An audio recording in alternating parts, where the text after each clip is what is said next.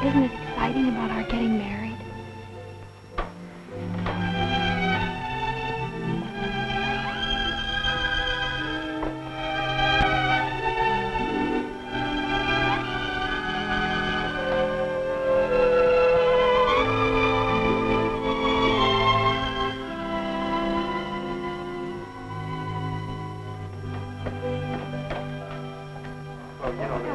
Walking on a pink cloud. So I asked her last night at a graduation prom, and she said yes. We're going to be married in August. Wow, married? But she's just finishing high school, and you still have 2 years at the university. That's a tough road, Larry. What are you going to use for money? Well, Sue's folks were going to pay something to put her in junior college here in town for 2 years. So we'll have that.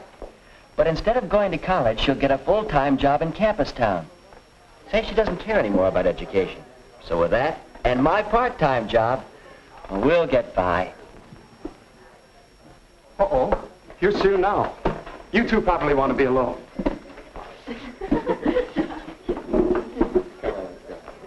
Sue, honey. Oh, Larry. Well, what's the matter? It's the folks. We had a terrible scene.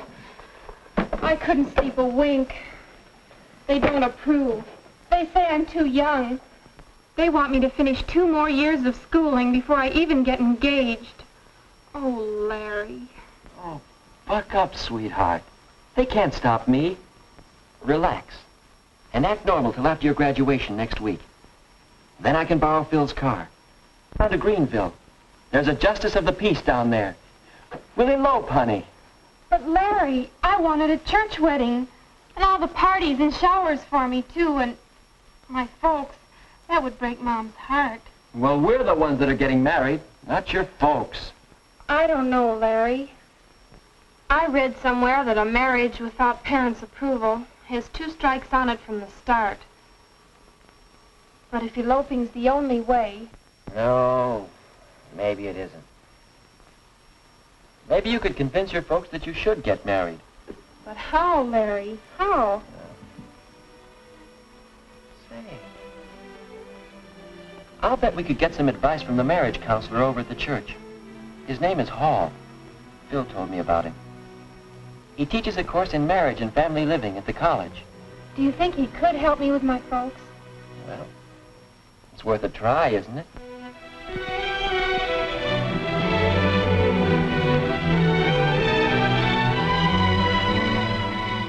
My folks don't understand the way I feel.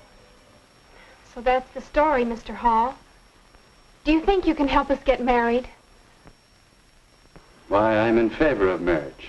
In fact, I spend a good deal of my time helping people to get ready for marriage. Now, let's see. You've known each other for... 3 months, 1 week, 2 days, and 17 hours.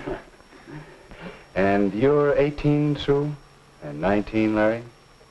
Have either of you ever been in love before? Well, but not like this. This is the real thing. Yes. I had a chum in college who had the real thing with 8 successive girls. Oh. Oh, it's all right if you have it, fine. It's a very important factor in building a happy marriage. But tell me, how do you know it's real love, the kind you can get married on? Why, ever since I first met Larry, I haven't wanted to date anyone else. The whole 3 months now. And besides, I haven't even had 1 quarrel with him. No quarrels? Why not? No differences of opinion? Or no opinions? What do you talk about on your dates? Oh, movies and popular songs. Orchestras, dancing. And Larry's chosen profession, engineering? no, I don't understand any of it. I don't like to hear about it. Why, Sue, honey, I didn't know you felt that way. Well, it seems you two may have some things to talk over and settle. Might well ask yourself some questions before you get too serious about marriage. Well, what do you mean? What sort of questions? Well, questions for Cupid. You might say he should ask them before he fires those arrows. We call this Cupid's checklist. First, do you have similar backgrounds, similar bases for your ideals and standards? Second, Are you real friends? Comrades, pals, through thick and thin? And third, do you both understand marriage? Oh, not the kind in most movies or in most popular songs, but the real everyday kind of marriage, between real people. Do you understand it? Oh, golly, Mr. Hall, I don't know the answers to all those questions. I just know that I'm in love with Sue. Is that bad? No, that's good. Sure. And it's good when you recognize that you don't know the answers. It's a good sign. I don't know. I think we're friends. And maybe we can understand marriage, but backgrounds, how do they affect getting married? Well, come over here a minute. Perhaps I can show you what I mean. What's that? I call it a marriage development board. It represents the psychological distance between a husband and a wife from the time they are born until they die. But what does it all mean? Well, let's set it up for you and Sue. When you are born, you inherit a great many differences from your parents. That's part of your background. That makes sense, all right. Now, as you grow up, you each develop separate and unique personalities. Your mental growth, your emotional outlook, your standards and ideals. Larry, your distinctly masculine outlook on life, and Sue, your feminine way of looking at things, your capacities to love and be loved. In these and many other ways, you each acquire a background. So that when you first met, you were probably farther apart, probably more distinct individuals than when you were born. But I don't want to marry a girl like me. I want to marry a man like him. So even though we're close together here, we don't know how far apart we are there. That's right. When you two met, there was probably an early physical reaction, a romantic attraction that pulled you together, a love appeal that hit you sort of boing. How did you know? Well, it happened to me. It happens in some degree to most couples who become happily married. But it takes more than this boing. For you see, if you're too far apart psychologically, if your backgrounds are not similar enough, it can cause a great deal of argument and unhappiness until... It's gone. Where'd it go? That's what you'll be saying about your romantic love if these other things cause a breakup. No, sir. This is forever with Larry and me. Fine, I hope so. But don't you think it's wise to take time to find out how much strain these differences might put on your romantic love? But there isn't any time. Larry's going away in a couple of months. Yes. Did you two ever see these figures on length of engagement and how it relates to chances for happiness in marriage? No. Two separate studies showed the chance for happiness improves with a longer engagement period. It's fair for 6 months, better for a year or 2 years.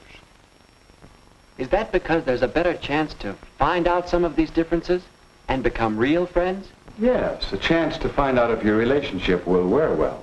Yes, but can't we settle these differences after we're married? And if you aren't successful, before you become too deeply involved, find out if the distance might turn out to be too great. Here's another angle that should interest you both. How age when married affects the chance for happiness. You can see that the chances are better after the man reaches 21 or so.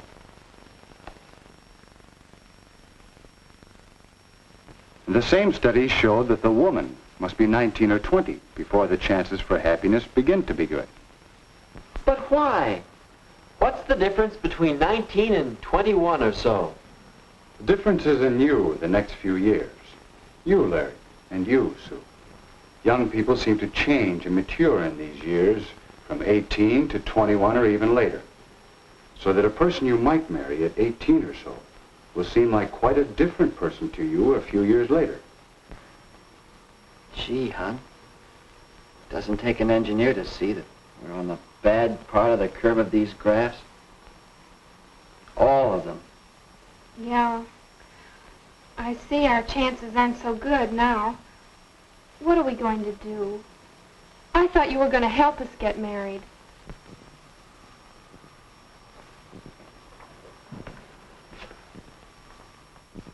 I believe I can. I think you two have a lot of what it takes to build a successful marriage. And yet, you wouldn't try to plan and build a house in 3 months, would you? Shouldn't a marriage have better planning? If you two are going to build a successful family team that will last for 40 or 50 years, how long do you think it should take to get ready for it?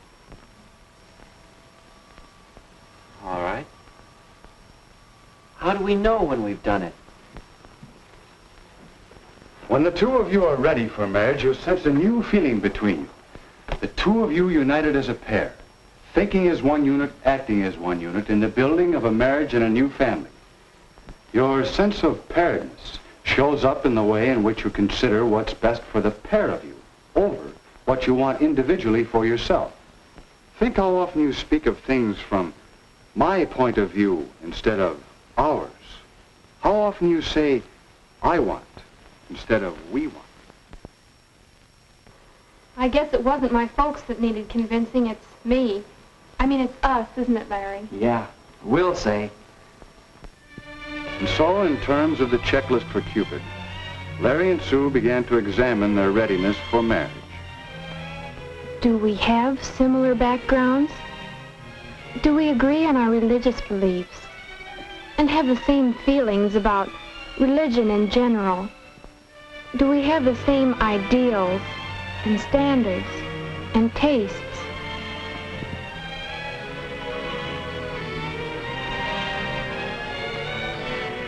Do we enjoy the same friends? Do we share the same interests? And what about Sue and me? Are we real friends? Do we have a real happiness in being together? Talking? Or just doing nothing together? Does each of us really want to make the other one happy?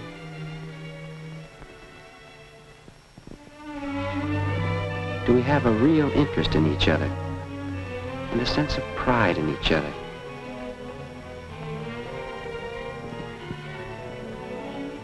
Do we know each other's peculiarities? Do we both have a spirit of give and take? Can we quarrel and come out of it with something better than before?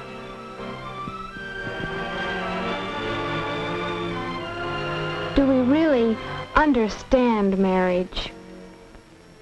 Do we understand the social aspects of marriage? Have we an understanding about money matters and how important it is to have enough money to do more than just get by? Do we understand the physical aspects and the family side of marriage? Do we know how much work there is to a marriage? And overall, do we have a feeling of paired unity?